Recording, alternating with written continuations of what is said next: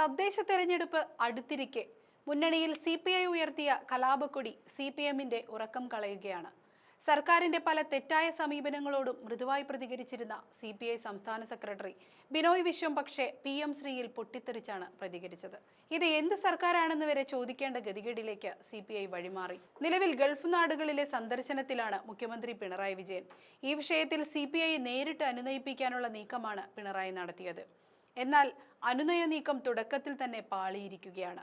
ഈ മാസം 27-ന് CPI സംസ്ഥാന സെക്രട്ടേറിയറ്റ് യോഗം ചേരുന്നുണ്ട്. അതിനുശേഷം നേരിട്ടുള്ള ചർച്ചകളാകാമെന്ന നിലപാടിലാണ് ബിനോയ് വിശ്വം നിൽക്കുന്നത്. പിണറായി വിജയന്റെ ഒറ്റ ഫോൺ കോളിൽ കാര്യങ്ങൾ ഒത്തുതീർപ്പാക്കുമെന്നാണ് വിദ്യാഭ്യാസ മന്ത്രി ശിവൻകുട്ടി പറഞ്ഞത്. എന്നാൽ പെട്ടെന്നുള്ള കീഴടങ്ങൽ പിന്നീട് പല തെറ്റായ നടപടികളിലേക്ക് നയിക്കുമെന്നും CPI ഭയക്കുന്നുണ്ട്. ഇടതുമുന്നണിയിലെ പ്രബല കക്ഷി എന്ന നിലയിൽ CPI അടക്കമുള്ള ഘടകകക്ഷികളിലേക്ക് CPM കടന്നാക്രമണം നടത്താറുണ്ട്. എന്നാൽ അത് സീറ്റ് വിഭജനത്തിന്റെ കാര്യത്തിലും സ്ഥാനങ്ങളുടെ പേരിലുമായിരുന്നു. എന്നാൽ നയവ്യതിയാനത്തിന്റെ പേരിൽ CPI പോലൊരു പാർട്ടി ഇത്രത്തോളം അപമാനിക്കപ്പെട്ട ഒരു സംഭവം ഇടതുമുന്നണിയുടെ ചരിത്രത്തിൽ ഇതുവരെ ഉണ്ടായിട്ടില്ല. കടുത്ത എതിർപ്പ് മന്ത്രിസഭാ യോഗത്തിൽ CPI മന്ത്രിമാരും പരസ്യമായി സംസ്ഥാന സെക്രട്ടറിയും ഉന്നയിച്ച PM ശ്രീ വിഷയത്തിൽ ഒരു ചർച്ചയുമില്ലാത്ത ഏകപക്ഷീയമായി തീരുമാനമെടുത്ത് ധാരണാപത്രം ഒപ്പിട്ട വിദ്യാഭ്യാസ വകുപ്പിന്റെ നീക്കം കടുത്ത അപമാനമായിട്ടാണ് CPI കാണുന്നത്. എന്നാൽ അതിലെന്ത് നിലപാട് സ്വീകരിക്കണമെന്നാണ് നേതൃത്വം തലപുകയ്ക്കുന്നത്. മന്ത്രിമാർ രാജിവെക്കണം, മന്ത്രിസഭായോഗം ബഹിഷ്കരിക്കണം തുടങ്ങി കടുത്ത നിലപാടുകളിലേക്ക് കടക്കണമെന്ന് CPIക്കുള്ളിൽ അഭിപ്രായമുണ്ട്. എന്നാൽ അത്തരമൊരു നിലപാടുമായി മുന്നോട്ടു പോയാലുണ്ടാകുന്ന രാഷ്ട്രീയ വെല്ലുവിളികൾ എങ്ങനെ നേരിടുമെന്നതാണ് CPIയെ കുഴയ്ക്കുന്നത്. 2 മാസത്തിനുള്ളിൽ സംസ്ഥാനത്ത് തദ്ദേശ തിരഞ്ഞെടുപ്പ് നടക്കാനിരിക്കുകയാണ്. അതിനു മുമ്പ് കടുത്ത നിലപാട് സ്വീകരിച്ചാൽ CPMൽ നിന്നുണ്ടാകുന്ന തിരിച്ചടി എന്താകുമെന്ന് CPIക്ക് നന്നായി അറിയാം. മുന്നണി സംവിധാനത്തിന്റെ ഭാഗമായി നിൽക്കുന്നതുകൊണ്ടാണ് പലയിടത്തും CPI വിജയിക്കുന്നത്.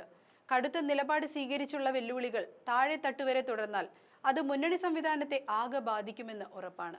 നിയമസഭാ തെരഞ്ഞെടുപ്പിനും ഇനി 6 മാസത്തെ മാത്രം ദൂരമാണുള്ളത്. ഇതും CPIയെ ചിന്തിപ്പിക്കുന്നുണ്ട്. CPMനെ നേരിടാനുള്ള രാഷ്ട്രീയമായ കരുത്തോ ആൾബലമോ CPIക്കില്ല.